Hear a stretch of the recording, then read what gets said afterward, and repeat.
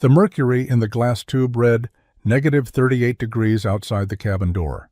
Inside the conventional trapper's shelter 20 yards away, where a fire had burned all night, the temperature held at -2 degrees.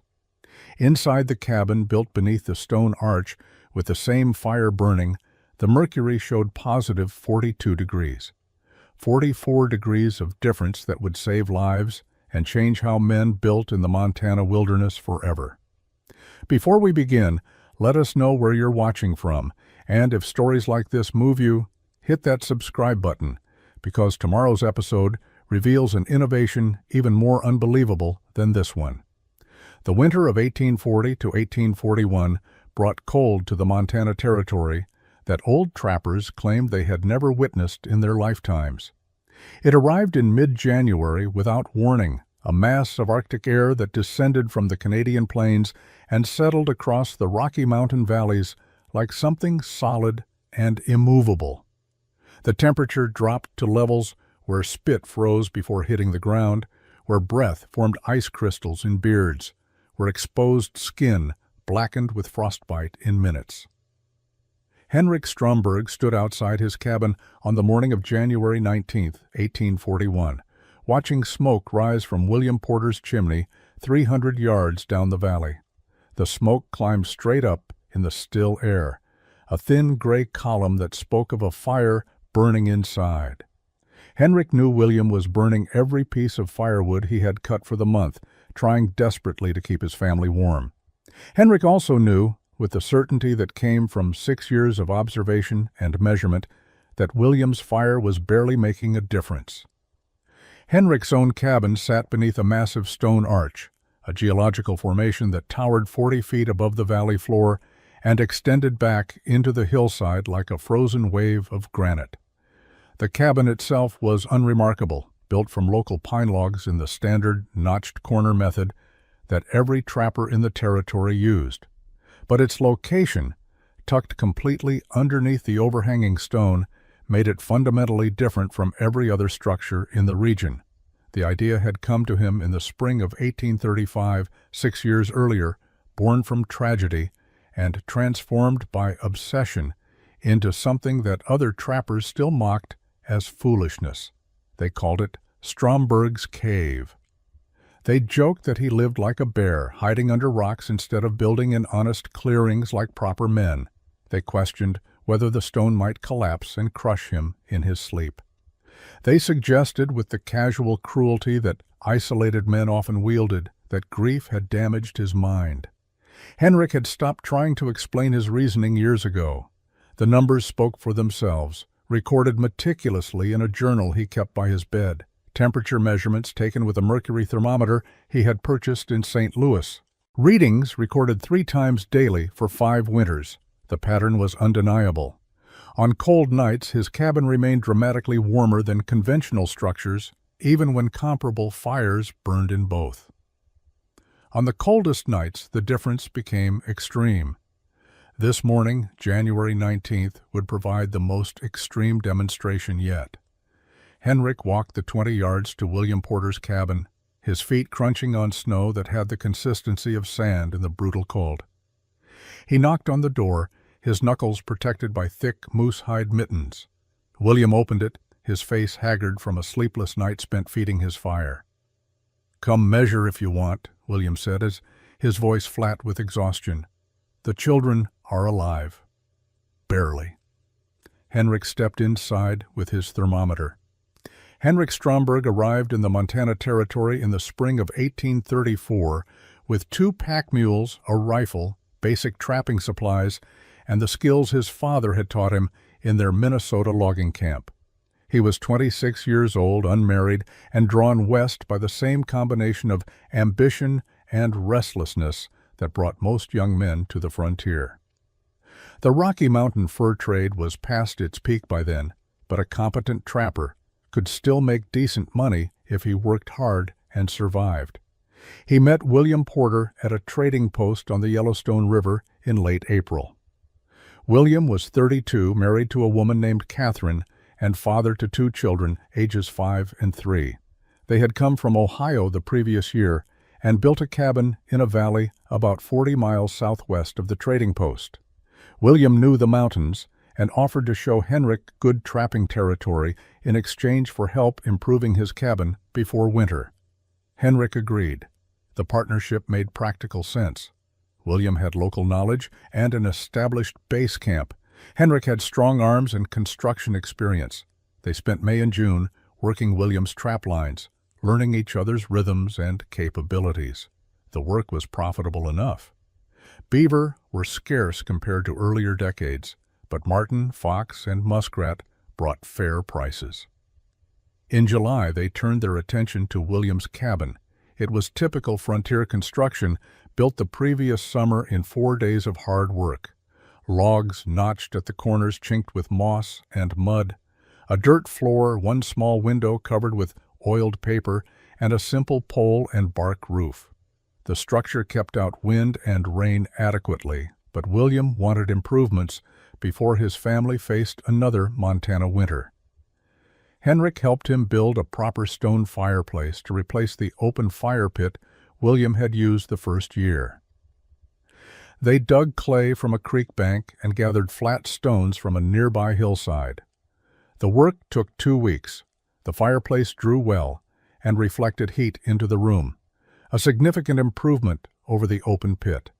They also built sleeping platforms for the children, raising them off the cold earth floor. By August, Henrik had scouted his own location and begun building his cabin 3 miles up the valley from William's place. He chose a standard clearing near a creek, following conventional wisdom about cabin placement.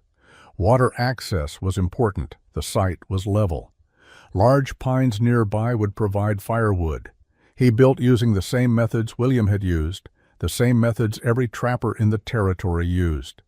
The work went quickly with William's help. The cabin was finished by early September. Henrik and William worked their trap lines through the fall, checking each other's sets and sharing the work of processing pelts. When winter came, Henrik learned what Montana cold meant. His cabin, for all its solid construction, felt barely warmer inside than the air outside when the temperature dropped. He burned wood constantly and still woke to frost on the interior walls. It was survivable, but deeply uncomfortable. He assumed this was simply how winter worked in the mountains. The extreme cold arrived on February 7, 1835, without warning or gradual descent. Henrik woke that morning to temperatures that felt different from ordinary winter cold, something deeper and more threatening. The air itself seemed brittle. His breath hung in clouds that barely dispersed. The creek near his cabin, which usually ran all winter, had frozen completely solid. He checked his trap lines quickly, knowing that lingering outdoors in such conditions was dangerous. By midday, he had returned to his cabin and built up his fire, burning wood at a rate that would deplete his supply rapidly if the cold persisted. Inside, with the fire roaring, the temperature felt barely tolerable. He kept his coat on. His water bucket formed ice around the edges despite sitting 5 feet from the fireplace. On February 9th, the cold intensified further. Henrik had never experienced anything like it. The logs of his cabin contracted with sharp cracking sounds. The chinking between logs seemed to shrink, opening gaps that let in drafts of air so cold they burned exposed skin. He fed his fire continuously, but the heat seemed to vanish upward through the roof, disappearing into the frozen sky above. That evening, he heard gunshots from the direction of William's cabin. 3 shots in rapid succession, then silence. It was not the pattern of hunting. It was a signal. Henrik, dressed in every piece of clothing he owned, wrapped his face in wool, and made the 3-mile trek through snow that crunched like broken glass under his boots. He found William standing outside his cabin, his face gray with shock and grief. Catherine was inside with the children. The youngest, a daughter named Anna, who had just turned 3, had died sometime during the previous night. The older boy, Thomas, was alive but barely responsive, his skin pale and cold to the touch despite lying next to his mother under every blanket the family owned. The fireplace still held burning logs. The cabin was not warm, but it was not freezing. Yet Anna had died of cold inside a structure with a fire burning. Henrik could not process this reality. He helped William wrap Anna's small body in a blanket. They could not bury her. The ground was frozen solid. They placed her in the small storage shed behind the cabin, where the cold would preserve her until spring. Catherine held Thomas close to the fire. The boy's breathing was shallow and labored. Henrik and William fed more wood into the fireplace, building the fire as large as the chimney would support. The flames roared, consuming wood at an unsustainable rate.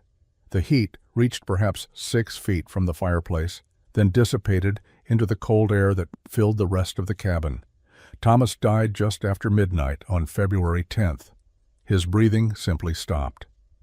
Catherine made no sound. William sat on the floor and stared at the fire that had failed to save his children. Henrik stayed with William and Catherine for 3 days after the children died. The extreme cold persisted, though it moderated slightly by February 12th. They kept the fire burning constantly, less for warmth now than for something to do, some action that felt purposeful in the face of incomprehensible loss. Catherine barely spoke. William moved through the cabin like a man under water, his actions slow and disconnected from intention. On the 4th day, Henrik returned to his own cabin. The temperature had risen enough that travel was merely dangerous instead of suicidal. His fire had died during his absence, and the interior of his cabin had frozen to match the outside air. It took him 6 hours to get the space warm enough to remove his outer layers of clothing. He understood with absolute clarity that if the cold had lasted 1 more week, he might have died the same way William's children had died. The question consumed him. Why had they frozen with a fire burning? He had watched William's fire roar in the fireplace, producing heat he could feel from 6 feet away. Yet the cabin had remained lethally cold. The children had been wrapped in blankets, lying near the fire. It should have been enough. By all reasonable expectations, it should have been enough. Henrik began paying attention to his own cabin with an intensity that bordered on obsession. He noticed how heat from his fireplace seemed to rise directly to the roof and disappear. He observed that the area near the fire was warm, but 10 feet away, the temperature dropped dramatically. He realized that the logs of his walls, despite being chinked with mud and moss, leaked cold air through dozens of tiny gaps that became visible when he held a candle near the chinking and watched the flame flicker. He visited other trappers' cabins over the following weeks as the weather moderated into more typical late winter conditions. He saw the same patterns everywhere: fireplaces that heated small areas while the rest of the cabin remained cold, roofs that seemed to function as chimneys for warmth pulling heat upward and releasing it into the sky, walls that leaked air despite appearing solid. Every cabin in the territory was fundamentally similar, built using methods passed down without question because they worked well enough in most conditions. But well enough was not sufficient when extreme cold arrived. Henrik had seen the proof of that in William's cabin. 2 children dead, not from lack of fire or fuel or effort, but from some fundamental flaw in how the structures were built. The heat was going somewhere. It was being lost through mechanisms that Henrik did not fully understand but could clearly observe. He started reading everything he could find about heat and building construction. The trading post had few books, but Henrik found a volume on architecture that a previous trader had left behind. The text discussed principles of heat retention, insulation, and thermal mass. Most of it was written for formal buildings in cities, but the underlying concepts were universal. Spring arrived in late March, bringing temperatures that felt warm after the brutal winter. Henrik returned to his trap lines, working mechanically through tasks that had lost their meaning. William and Catherine had left the territory in early March, unable to remain in the cabin where their children had died. They traveled east back to Ohio, leaving behind their cabin and everything associated with Montana. Henrik never saw them again. He worked alone through April and May, checking traps and processing pelts with the efficiency of long practice. The work took him far from his cabin, following creek drainages and ridge lines into areas he had not previously explored. On May 14, 1835, he was tracking a creek that ran through a narrow valley about 8 miles from his cabin when he noticed an unusual geological formation on the north-facing slope. A massive stone arch extended from the hillside, creating an overhang that projected outward like a frozen wave. The formation was enormous, perhaps 60 feet wide and extending 40 feet out from the main hillside. The underside of the arch created a sheltered space, a natural alcove protected from rain and snow. Henrik had seen similar formations elsewhere in the mountains, but something about this one caught his attention. He approached the arch and stepped into the sheltered space beneath it. The difference was immediate and striking. Outside, in the open air, a cool breeze blew down the valley, typical for May in the mountains. Beneath the arch, the air was noticeably warmer and completely still. Henrik stood there for several minutes, processing the sensation. The stone above him had absorbed heat from the sun during the day. Now, even though the sun had moved behind the ridge and the valley was in shadow, the stone was radiating that stored heat downward into the sheltered space. He touched the underside of the arch. The stone was warm to his hand, holding heat like the bricks of a fireplace hold warmth after the fire dies. The realization formed slowly. Stone absorbed heat. Stone held heat. Stone released heat gradually over time. He had known these facts intellectually, but standing beneath the arch, feeling the warmth radiating from tons of granite overhead, the implications became concrete and immediate. Henrik returned to the arch 3 days later with his thermometer. He took measurements in the open air, then measurements beneath the arch. The temperature differential was modest in May, perhaps 5 degrees warmer beneath the stone than in the open air. But May was mild. What would the differential be in winter, when the stone could absorb heat from below, from a fire burning in a cabin built beneath the arch? He began visiting the arch regularly, sometimes camping there overnight. He observed how the space beneath the stone remained dry during rainstorms. He noticed how wind that howled down the valley barely penetrated the sheltered area. He studied the angles of the arch, estimating how large a structure could fit beneath it. The space was constrained, certainly, but adequate for a small cabin. A man could build here if he chose. The idea seemed absurd at first. Trappers built in clearings near water, in open spaces where construction was easy and sight lines were clear. Building beneath a stone arch would be difficult, confined, unconventional. Other trappers would consider it strange, possibly mad, but Henrik kept returning to the fundamental question that had obsessed him since February. How do you keep heat inside a cabin during extreme cold? Henrik spent June and July of 1835 studying the stone arch with systematic intensity. He was not an educated man in the formal sense. He had attended school through 8th grade in Minnesota before joining his father's logging crew at age 14. But his father had taught him to observe carefully, measure precisely, and think through problems methodically. Henrik applied these skills to understanding the thermal properties of the geological formation.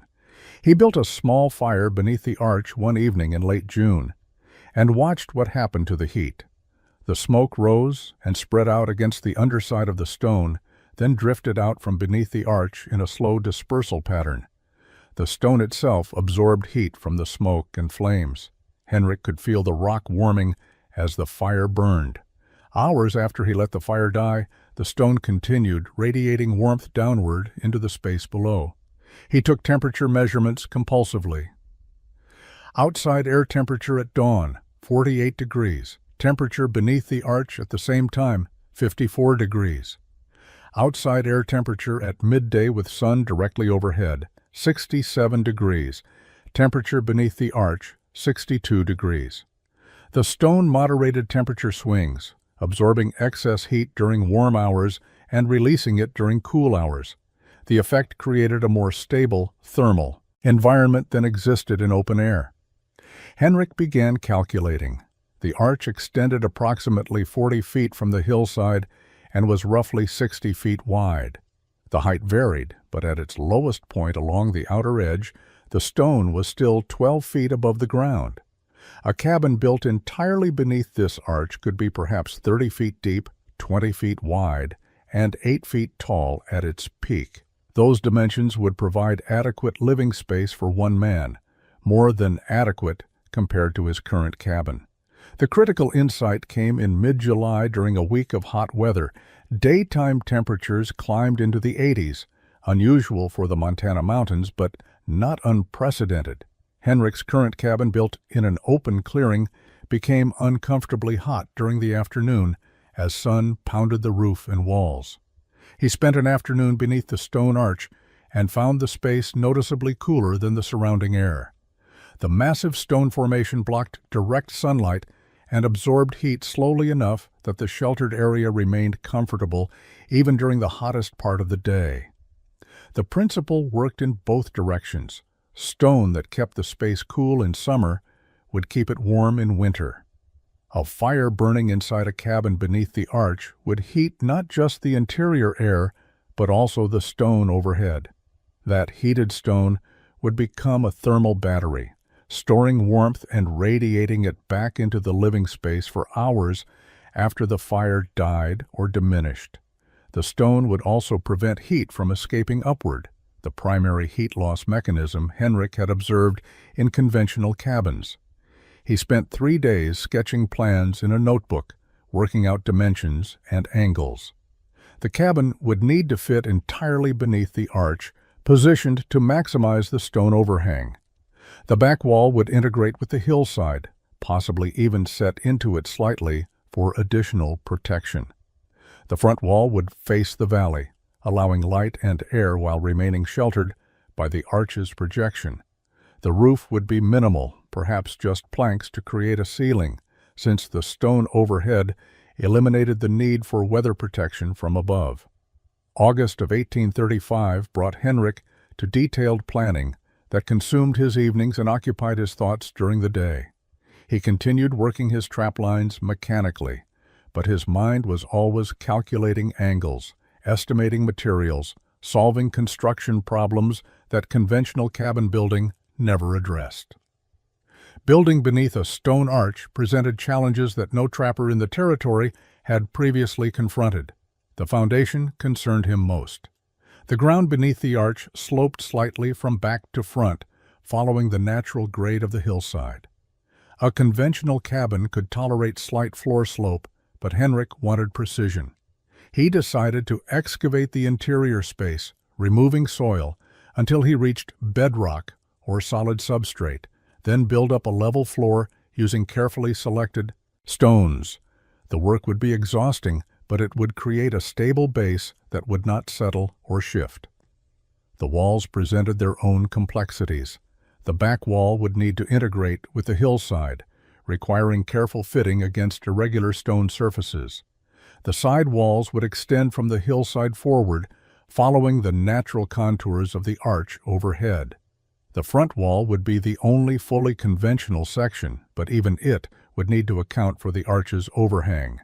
Henrik calculated that the stone extended far enough forward that the front wall would be entirely in shadow at all times, protected from direct rain and snow. The roof was where conventional wisdom became irrelevant. Standard cabin roofs required substantial structure to support weight of snow and shed water. Henrik's roof would bear no snow load. The stone arch above would catch and hold snow, protecting the cabin beneath. His roof needed only to create an interior ceiling and allow smoke from the fireplace to reach the stone surface where it could transfer heat efficiently. He sketched a design showing a flat ceiling of planks laid across support beams, positioned approximately 1 foot below the stone arch's underside. The gap would allow smoke and heat to circulate against the stone, maximizing heat transfer, while the plank ceiling would create a defined interior space. He would need to calculate chimney placement carefully to ensure smoke could escape, while heat remained trapped against the stone. The fireplace location was critical. Henrik planned to center his fireplace in the back third of the cabin, positioning it to heat the stone arch directly overhead. The chimney would rise vertically to the stone, then angle out from beneath the arch to disperse smoke. The arrangement would be unconventional, but would maximize heat transfer to the geological formation overhead. He calculated materials needed, approximately 80 logs for walls, selected for uniformity and stripped of bark. 2,000 pounds of stone for foundation and fireplace. Clay for chinking and mortar, harvested from the creek bank. Wooden planks for ceiling and floor, hewn from straight-grained pine. His carpentry tools would suffice for the work. By late August, Henrik had finalized his plans and begun mentioning his intentions to other trappers he encountered. The reactions ranged from skepticism to outright mockery. But Henrik had expected nothing different. He was proposing to build in a manner that violated every convention of frontier construction. The first direct confrontation came in early September at the trading post, where trappers gathered to sell pelts and purchase supplies. Henrik was loading pack mules with materials when Jacob Reinhardt, a German trapper who had worked the territory for 15 years, approached with 3 other men. Jacob was respected in the community, known for survival skills and practical knowledge that had kept him alive when younger men had died.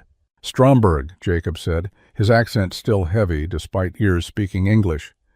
"We hear you plan to build under rocks like some animal. This is true?" The question was not hostile exactly, but it carried weight. The other trappers waited for Henrik's response, their expressions suggesting they had already formed opinions. Henrik continued loading his mules. "I'm building beneath a stone arch 8 miles up the North Valley. The structure will be a conventional cabin, just positioned to take advantage of the geological formation overhead." He kept his tone neutral, factual, refusing to sound defensive. "You think rocks will keep you warm?" This from Thomas McCarty, an Irish trapper who had arrived 2 years earlier. "Or you think you are a bear who needs a cave?" The other men laughed. The comparison to animals living in caves was obvious and had probably been made multiple times already. Henrik turned to face them directly. "Stone absorbs heat and radiates it slowly over time. A cabin built beneath a stone arch will retain heat more efficiently than a freestanding structure. I've done measurements. The principle is sound." He spoke with more confidence than he felt. His measurements had been limited to summer conditions. He was extrapolating to winter, based on theoretical principles, not proven results. Jacob shook his head slowly. "And when the rock falls on you while you sleep? These formations, they shift. They crack in the freeze. You will be crushed, yeah?" This concern had substance.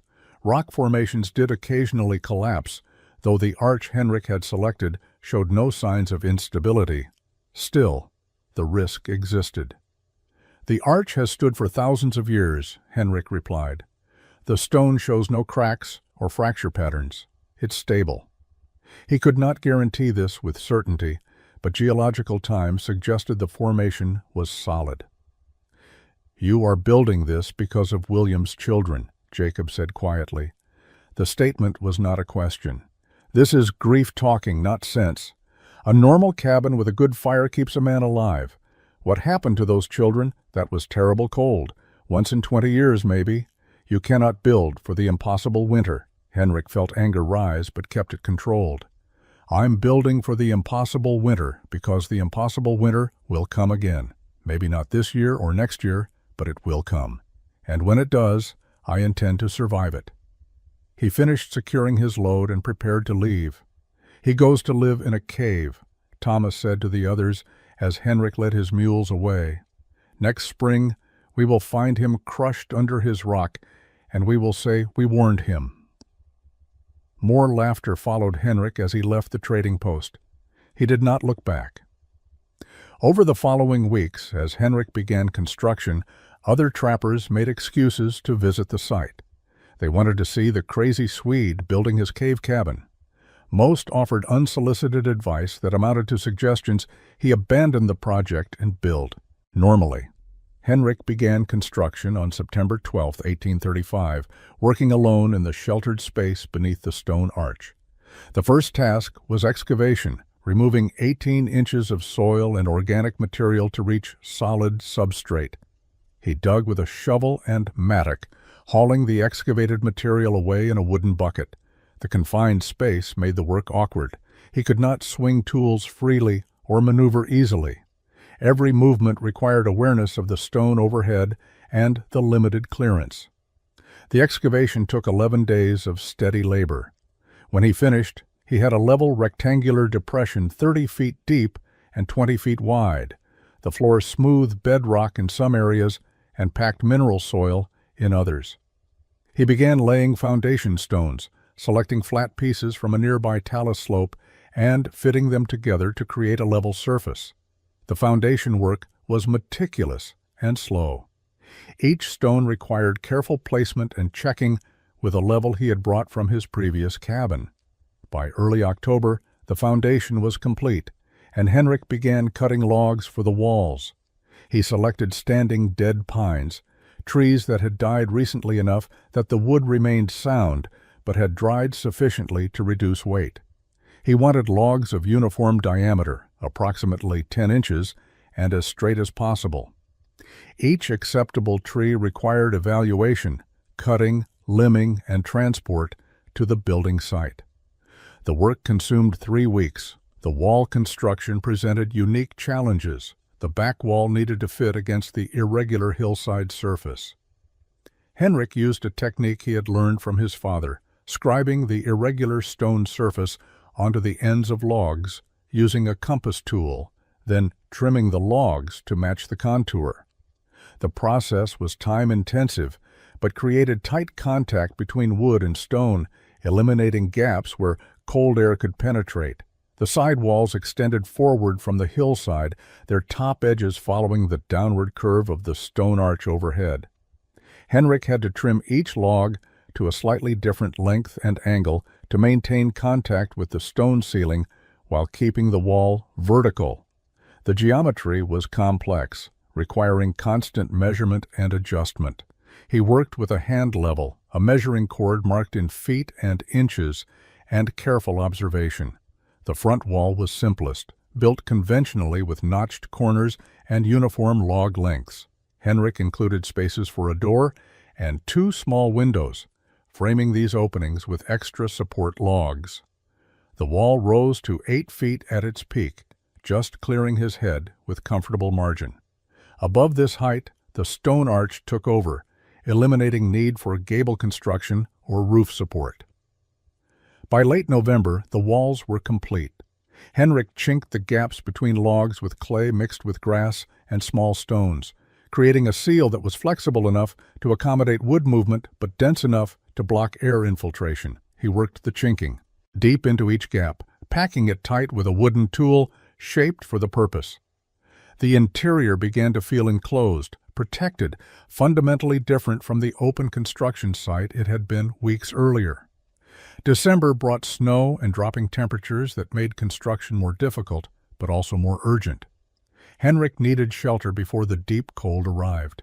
He turned his attention to the ceiling, the critical interface between his cabin and the stone arch overhead. The design required precision. Too close to the stone and smoke would not circulate properly, too far, and he would lose the thermal benefit of the geological formation. He installed support beams running perpendicular to the front wall, notching them into the logs and extending them back to rest on stone ledges he had chiseled into the hillside. The beams were spaced 3 feet apart, substantial enough to support the ceiling planks and their own weight without sagging. Each beam required individual fitting since the stone arch curved irregularly overhead. The ceiling planks were hewn from straight-grained pine, shaped with a broad axe and smoothed with a hand plane. Henrik fitted them tightly together across the support beams, creating a flat surface approximately 10 inches below the stone arch at the front of the cabin and 14 inches below at the back, following the arch's natural curve. The gap between ceiling and stone created the circulation space where smoke and heat would transfer to the rock. The fireplace construction demanded his most careful work. He positioned it in the back third of the cabin, centered on the side-to-side axis. The firebox was built from flat stones mortared with clay, sized to burn logs up to 3 feet long. The chimney rose vertically from the firebox to the ceiling, then transitioned to a horizontal section that ran along the space between ceiling and stone, extending toward the front of the cabin before angling upward and out from beneath the arch. The horizontal chimney section was deliberate design. Smoke would travel along this section, heating the stone arch directly before exiting. The arrangement maximized heat transfer from combustion gases to the geological formation overhead. Henrik built the horizontal section from thin, flat stones, creating a flue approximately 8 inches square that would draw adequately while maintaining close contact with the stone above. The door was heavy pine planks held together with cross braces and hung on iron hinges Henrik had purchased at the trading post. The windows were small, covered with oiled paper that admitted light while providing minimal insulation. Henrik knew the windows were thermal weak points, but accepted this compromise for ventilation and visibility. He could cover them with wooden shutters from inside during the coldest weather. By December 20th, the cabin was enclosed and functional. Henrik moved his supplies from his old cabin, making multiple trips through snow that was now knee-deep in the valleys. He built his first fire in the new fireplace on December 22nd, watching carefully as smoke rose through the chimney, traveled along the horizontal section, and eventually found its way out from beneath the stone arch. The draw was adequate. The smoke dispersed without backdrafting into the living space. That first night, with a moderate fire burning, Henrik took temperature measurements. Outside air temperature 18 degrees. Interior cabin temperature near the fire 56 degrees. Interior temperature at the front wall farthest from the fire 48 degrees. The entire space was noticeably warmer than outside, and the heat distribution was more even than in conventional cabins he had experienced. Henrik spent the winter of 1835 to 1836 alone in his stone arch cabin, working his trap lines and recording temperature measurements with methodical regularity. He had purchased a mercury thermometer in St. Louis the previous spring, spending more money than was sensible for an instrument most trappers considered unnecessary. The thermometer became the objective measure of whether his unconventional construction achieved its intended purpose. He established a measurement routine. 3 times daily at dawn, midday, and dusk, he recorded 4 temperatures. Outside air measured 20 feet from the cabin in open shade. Interior temperature near the fireplace. Interior temperature at the front wall opposite the fireplace. Temperature of the stone arch surface, measured by holding the thermometer against the rock overhead for 2 minutes until the reading stabilized. The data accumulated in a journal he kept on a shelf near his bed. Each entry included date, time, weather conditions, fire status, and the 4 temperature readings. Henrik was not trained in scientific method, but he understood that patterns required consistent measurement over time. He never skipped a reading, even when trap lines demanded early departure or late return. January brought the first significant cold, temperatures dropping below 0 for sustained periods. Henrik observed patterns that conventional cabin dwellers never noticed. When he built up his fire before bed, the flames heated the interior air quickly.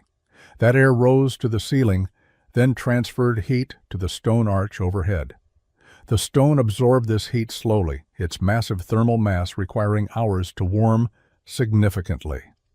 After the fire died down during the night, conventional wisdom suggested the cabin would cool rapidly. Instead, Henrik woke to temperatures that had dropped only moderately. The stone arch, heated during the evening, radiated warmth back into the living space throughout the night. The release was gradual and steady, maintaining livable temperatures even when the fire reduced to coals. He documented a specific example on January 19th. Evening fire built up at 7 o'clock. Interior temperature near fire, 64 degrees. Stone arch temperature 52 degrees, outside temperature -6 degrees. Fire allowed to die to coals by 10 o'clock. At 2 in the morning, Henrik woke and measured again. Interior temperature near old fire 46 degrees. Stone arch temperature 48 degrees. Outside temperature -8 degrees. The stone had released stored heat, keeping the interior 34 degrees warmer than outside air. The pattern repeated throughout January and into February. The stone arch functioned exactly as Henrik had theorized, acting as a thermal battery that absorbed heat during active fire periods and released it gradually during hours between fires. The massive rock formation overhead contained enough thermal mass that even modest heat input created measurable warming effects that persisted for hours. Henrik compared his experience to memories of his previous conventional cabin. In that structure, he had needed to maintain active fire throughout the night to prevent freezing. Here, beneath the stone arch, he could let the fire die to coals and sleep comfortably, knowing the heated stone would maintain adequate temperature until morning when he could rebuild the fire. February of 1836 brought Henrik deeper understanding of the thermal dynamics at work above his head. The stone arch was not simply a passive insulator or heat reflector. It functioned as an active thermal system, breathing in heat during fire periods and exhaling it back during cold periods. The process was slow, measured in hours rather than minutes, but relentless and predictable. Henrik noticed the phenomenon most clearly during multi-day cold snaps when outside temperatures remained below zero continuously. He would build a fire in the morning, moderate in size, burning it for 3 to 4 hours while he prepared breakfast and organized his day. The fire heated the interior air to comfortable levels, typically 50 to 60 degrees. That warm air rose to the ceiling and pressed against the stone overhead. The stone's surface temperature climbed slowly during these fire periods. Henrik measured it obsessively, checking every hour. The rock would start at perhaps 35 degrees before the fire. After 1 hour of burning, the surface temperature might reach 40 degrees. After 2 hours, 45 degrees. After 3 hours, 50 degrees. The progression was steady but gradual, reflecting the massive thermal inertia of tons of granite overhead. When Henrik let the fire die and left the cabin to check trap lines, the thermal exchange reversed. The heated stone, now warmer than the air below it, began radiating energy downward. Infrared radiation, though Henrik did not know that term, transferred heat from the rock surface to the cabin interior. The air temperature dropped, but far more slowly than it would have in a conventional cabin where heat escaped directly through the roof into the sky. He documented a telling comparison on February 9th. Morning fire burned from 6 until 10 o'clock, heating interior to 58 degrees and stone surface to 49 degrees. Fire extinguished at 10. Henrik departed for trap lines. Return at 4 in the afternoon, 6 hours later. Outside temperature -4 degrees. Interior temperature 38 degrees. Stone surface temperature 41 degrees. The cabin had cooled 20 degrees in 6 hours with no fire, while outside temperature had been -4 the entire time. Henrik calculated that a conventional cabin would have cooled to near outside temperature in the same period.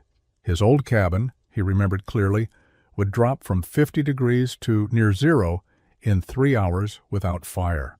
The stone arch had reduced the cooling rate dramatically, extending the period between necessary fires and reducing the total wood consumption needed to maintain survivable temperatures. The efficiency impressed him most. He was burning perhaps 60% of the firewood he had consumed in his previous cabin, despite maintaining warmer average temperatures. The stone was doing work that would otherwise require constant fire. Each unit of heat produced by burning wood was being stored, slowly released, and effectively used rather than immediately lost to the atmosphere. By late February, Henrik had accumulated enough data to see clear patterns. The stone arch system worked best during sustained cold periods when the thermal battery effect could cycle repeatedly. It worked adequately during moderate weather when heat storage mattered less.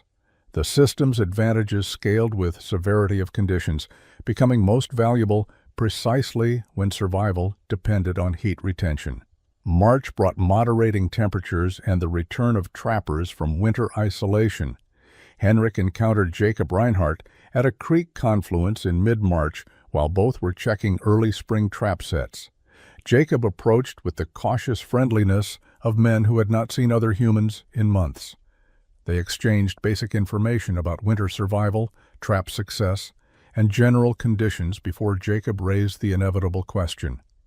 "Your rock cave kept you alive then?" Jacob's tone suggested he had expected to find Henrik dead or abandoned from the location. The fact that Henrik appeared healthy and well-fed clearly surprised him. Henrik nodded. "The cabin performed better than my previous shelter, warmer with less firewood burned. The stone overhead stores heat and releases it gradually. I have measurements if you want to see the data." He pulled his journal from his pack and opened it to pages of temperature recordings. Jacob examined the numbers with skepticism. "You measured all winter, every day?" The dedication seemed excessive to a man who judged conditions by feel and experience rather than instruments and records. 3 times daily. Outside air, interior air, stone surface temperature. The pattern is consistent. The stone absorbs heat when the fire burns and radiates it back when the fire dies. The cabin stays warmer longer with less fuel. Henrik kept his explanation simple, factual, avoiding any tone of superiority or vindication. Jacob studied the journal pages, his finger tracing columns of numbers he only partially understood. "And you did not freeze, even in January when we had the deep cold?" The question carried genuine curiosity now, rather than mockery. "I was comfortable. I let the fire die at night, and woke to temperatures above freezing inside. My old cabin would have been below zero in the same conditions." Henrik took the journal back and returned it to his pack. "Other men will not believe this," Jacob said slowly. "They will say you write false numbers or that you measured wrong. Building under a rock, it is too strange. Men do not trust strange things." He was stating observation, not criticism. Henrik had expected this resistance. "The cabin exists. Any man can visit and see how it's built. Next winter, anyone who wants can take their own measurements. I'm not asking anyone to believe numbers. I'm describing what I observed." He kept his voice neutral, refusing to argue or persuade. Jacob was quiet for a moment, looking at Henrik with reassessment. "You built this because of William's children. This is still about them, yes?" The question was gentler than it might have been. "I built it because I wanted to survive the next extreme winter. William's children showed me that conventional cabins have limits. I found a way to extend those limits." Henrik stated this without emotion, though the memory of Anna and Thomas remained vivid. They parted cordially, each returning to their trap lines. Over the following weeks, Henrik encountered other trappers and had similar conversations. Most were skeptical. Some were curious. None immediately decided to build arch cabins themselves. Henrik had not expected different. Frontier innovations spread slowly, adopted only when necessity or dramatic proof overcame inherent conservatism. The years from 1836 to 1840 passed in cycles of trapping, building maintenance, and continuous refinement of Henrik's understanding. He lived alone in the stone arch cabin, his social contact limited to occasional encounters with other trappers and annual trips to trading posts for supplies. The isolation suited him. It provided time to observe, measure, and improve his shelter's thermal performance. He made modifications based on experience. The first winter revealed that cold air infiltrated through small gaps in the chinking. Henrik addressed this by applying additional clay mixed with horsehair, a technique he learned from a French trapper who had worked in Canada. The horsehair reinforced the clay, preventing cracking during freeze-thaw cycles. The improved chinking reduced drafts significantly. The fireplace required adjustment. The original chimney design drew adequately but could be optimized. Henrik modified the horizontal section, adding a slight upward slope that improved draw while maintaining maximum contact with the stone overhead. He also built a damper system using a flat stone on an iron rod, allowing him to control airflow and extend burn times. Window coverings evolved through experimentation. The oiled paper admitted light, but provided minimal insulation. Henrik constructed interior shutters from thick planks, hinged to swing closed during the coldest nights. With shutters closed, the cabin retained heat noticeably better, though the darkness required adjustment. He burned candles sparingly, measuring their cost against the value of light. Each winter added data to his journals. By 1840, he had 5 years of temperature measurements, filling 3 notebooks with numbers that documented the stone arch's thermal behavior across varying conditions. The data showed consistent patterns. Extreme cold produced the most dramatic advantages. Moderate cold still showed benefits, but less pronounced. The stone arch system's value increased precisely when survival margins narrowed. Henrik shared his findings with trappers who showed interest. A few visited the cabin and examined the construction with genuine curiosity. Most remained skeptical, unable to overcome the strangeness of building beneath rock. The technique required finding appropriate geological formations, a constraint that limited where it could be applied. Most trappers preferred conventional methods that worked anywhere over superior methods that required specific terrain features. 2 trappers did attempt arch-style construction during this period. One found a smaller overhang and built a cramped shelter that provided modest benefits. The other selected an unstable formation that collapsed during construction, reinforcing community skepticism about the entire approach. Henrik could not control how others applied his techniques or what conclusions they drew from partial attempts. He continued trapping successfully enough to sustain himself. The fur trade continued its slow decline, but Henrik's needs were modest, and his trapline knowledge was extensive. He saved money in small amounts, storing coins in a wooden box beneath his sleeping platform. He had no clear plan for the future beyond surviving each winter and maintaining his independence. The stone arch cabin required minimal maintenance. Unlike conventional cabins that needed regular chinking repair and roof replacement, Henrik's structure remained solid. The stone overhead was permanent. The walls settled slightly during the first year, then stabilized. His primary maintenance involved replacing worn door hinges and occasionally refreshing the clay chinking.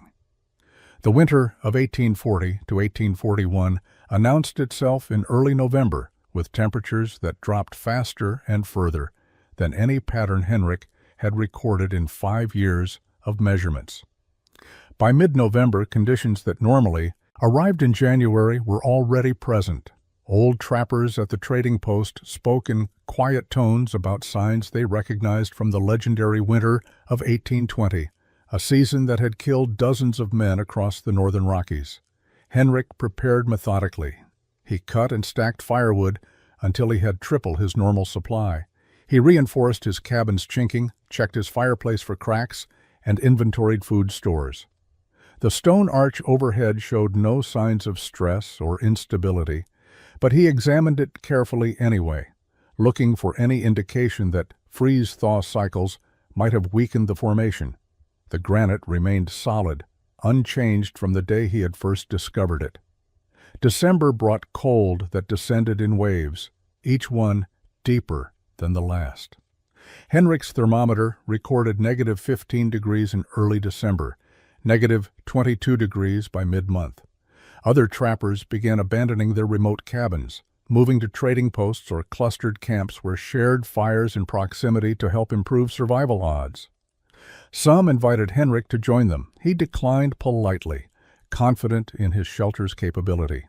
On December 28th, the temperature dropped to -31 degrees. Henrik's cabin interior, with a moderate fire burning, remained at 41 degrees. He recorded the measurements in his journal, noting that the 42-degree differential was the largest he had yet documented.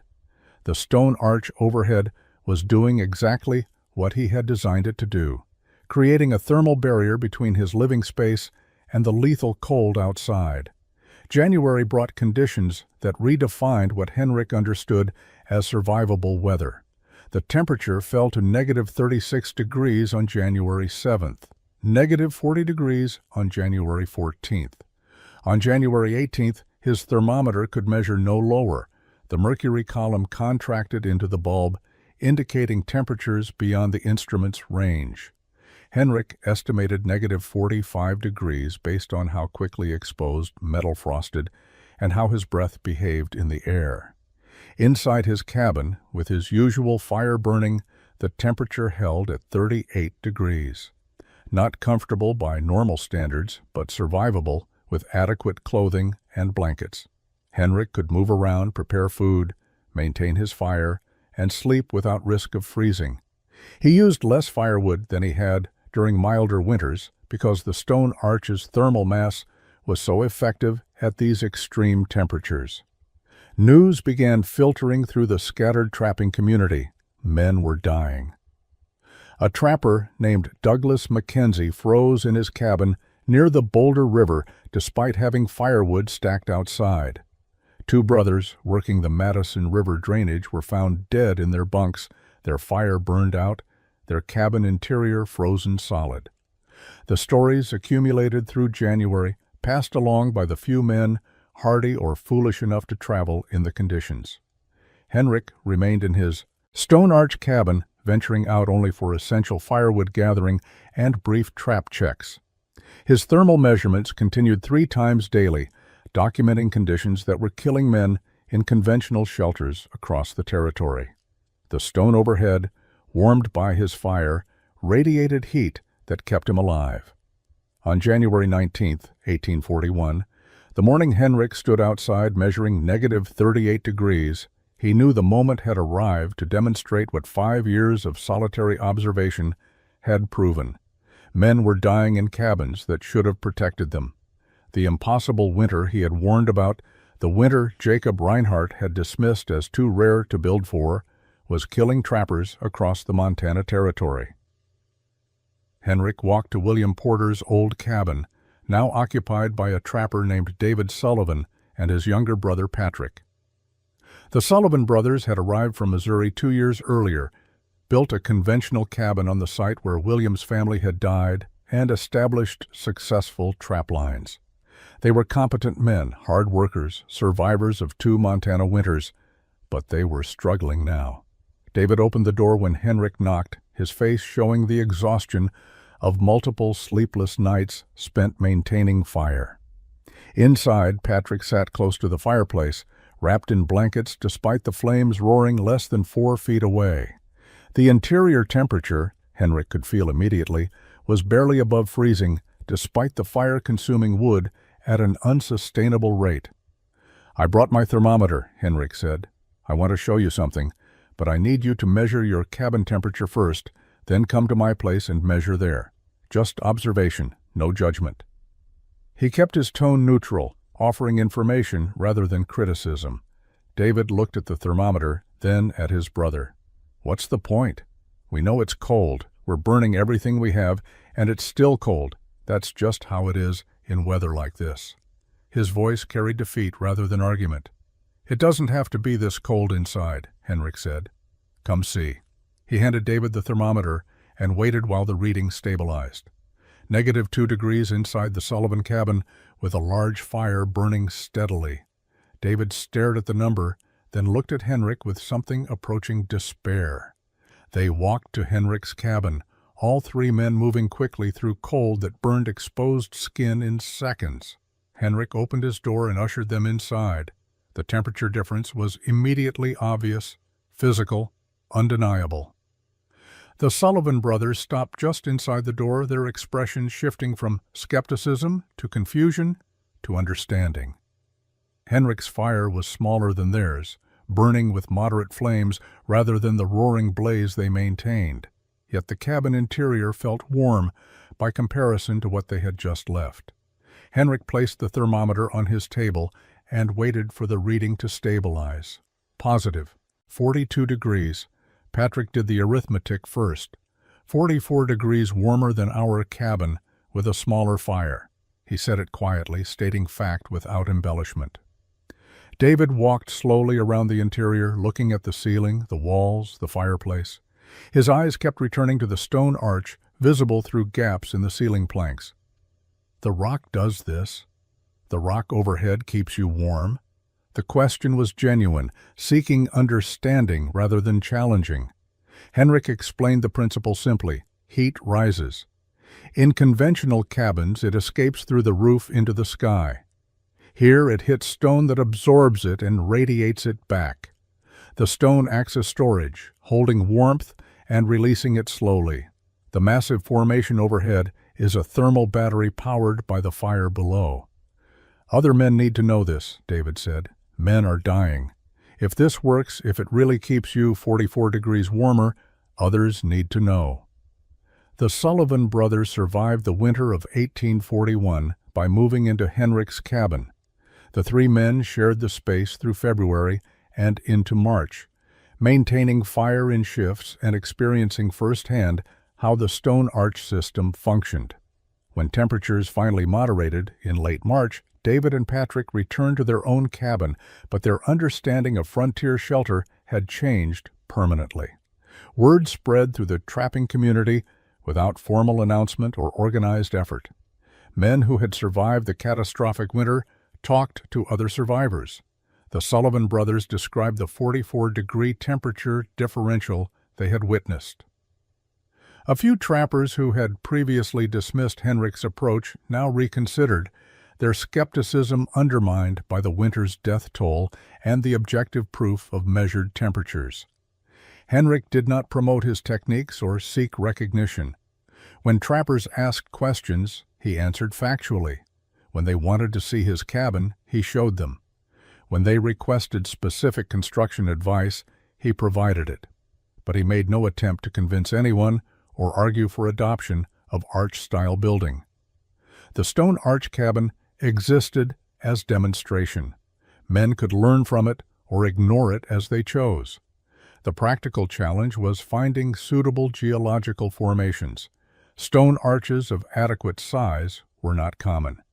Most trappers worked territories where no appropriate formations existed within reasonable distance of good trapping grounds. The technique could not be universally applied, which limited its spread even among men who recognized its advantages. 3 trappers built arch-style cabins in the summer of 1841. One found an excellent formation similar to Henrik's and constructed a shelter that proved nearly as effective. The second built under a smaller overhang that provided moderate benefits but lacked the thermal mass for extreme conditions. The third attempted construction under an unstable rock face that experienced a minor collapse, destroying weeks of work and reinforcing concerns about building beneath geological formations. By 1843, approximately a dozen arch-style cabins existed across the northern Montana Territory and into what would later become Wyoming. The distribution was scattered, limited to areas where appropriate stone formations coincided with viable trapping grounds. The technique became a known option rather than a standard practice, adopted by men whose territories permitted it and whose personalities favored unconventional solutions. The broader trapping community's response was mixed. Some men respected the innovation and wished they had terrain suitable for replication. Others remained skeptical, attributing Henrik's success to luck or exaggeration. A few continued to mock the approach as strange or cowardly, though such criticism carried less force after the winter that had killed so many men in conventional cabins. Henrik's life continued in familiar patterns. He trapped, maintained his cabin, recorded temperature measurements, and lived with the solitude he had grown to prefer. The stone arch overhead required no maintenance. The walls needed occasional chinking repair, but remained fundamentally sound. His shelter had become permanent in ways that conventional cabins never achieved. The fur trade's decline accelerated through the early 1840s. Beaver populations were depleted, Fashion had shifted away from felt hats. Markets that once paid premium prices now offered minimal returns. Trappers began leaving the mountains, seeking other opportunities or returning to settlements. Henrik continued working his lines, but he recognized that an era was ending. Henrik Stromberg left the Montana Territory in the spring of 1846, 11 years after he had discovered the stone arch and begun construction of the cabin that had defined his adult life. The fur trade had collapsed completely by then, beaver pelts commanding prices that made trapping economically unsustainable. He was 42 years old, unmarried, with savings accumulated from years of modest living and careful management. He had no family ties to the mountains and no reason to remain once the work that had brought him west no longer existed. He traveled to the Oregon Territory, purchased land in the Willamette Valley with money saved from his trapping years, and established a small farm. The transition from mountain solitude to agricultural settlement life was difficult, but Henrik adapted with the same methodical patience he had applied to survival in the wilderness. He married in 1848 a widow named Anna Sorensen, who had emigrated from Denmark and needed help working her deceased husband's land claim. The marriage was practical rather than romantic, a partnership built on shared work and compatible temperaments. They had 2 children, a daughter, born in 1849, and a son in 1851. Henrik rarely spoke about his years in the mountains. His children knew he had been a trapper, but he offered few details about that life. The stone arch cabin, the temperature measurements, the winter that had killed so many men, remained private history that served no purpose in his new circumstances. In the Montana Territory, Henrik's cabin remained standing. A young trapper named James Wilson occupied it from 1847 through 1853, benefiting from the shelter's thermal properties while working trap lines that still produced modest returns. When Wilson left, another man took his place.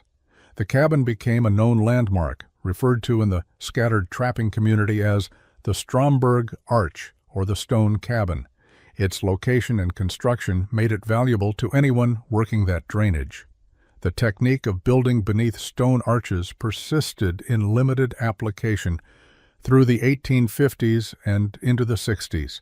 New settlers moving west occasionally discovered the advantages when appropriate geological formations existed near their claims. A few guidebooks written for emigrants mentioned arch-style construction as an option for areas with suitable terrain. The innovation never became widespread, constrained by geology and the eventual shift from primitive frontier cabins to more formal homestead construction. Henrik died in 1873 at age 65, buried in a small cemetery outside Salem, Oregon. His gravestone listed his name, birth year, death year, and nothing else. His children inherited the farm and knew their father as a quiet man who worked hard, spoke little, and seemed comfortable with silence. They never learned about the cabin in Montana or the winter that had validated 5 years of obsessive measurement and unconventional thinking. The stone arch in Montana remained unchanged, weathering decades without collapse or significant degradation. The cabin beneath it stood until sometime in the early 1880s when the logs finally rotted beyond use. But even after the structure disappeared, the arch itself remained visible, a geological formation that had once kept a man 44 degrees warmer than his neighbors and demonstrated that innovation often came from observing what nature had already built.